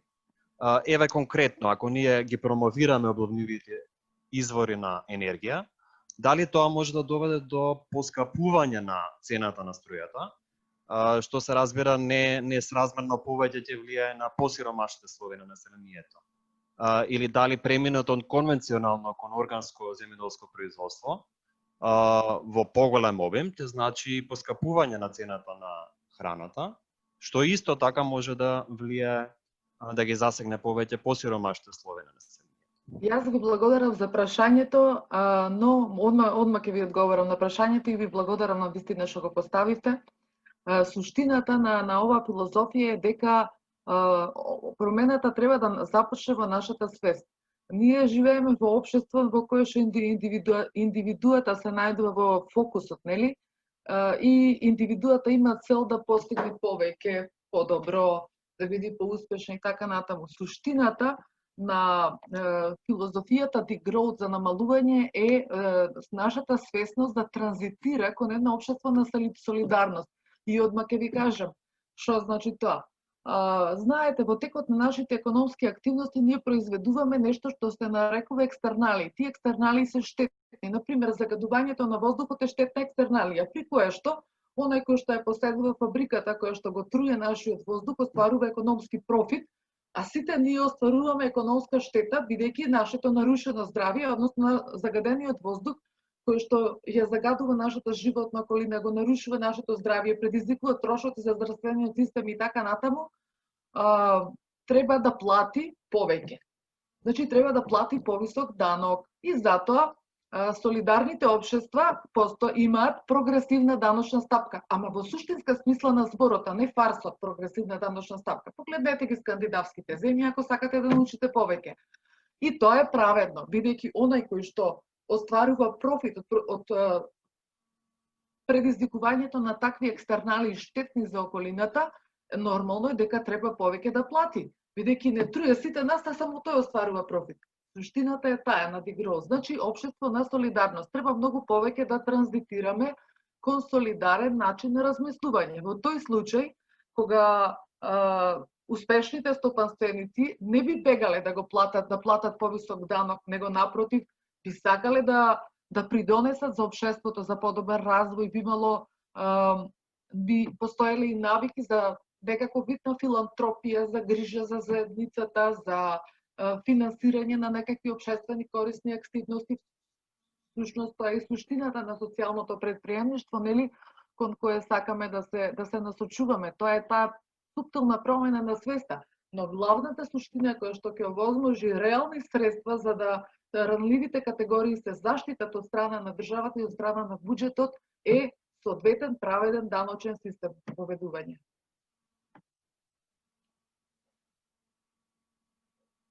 Се слушаме? Да, се слушаме во секој случај. Дали има уште некој друго прашање? Или да продолжиме понатаму?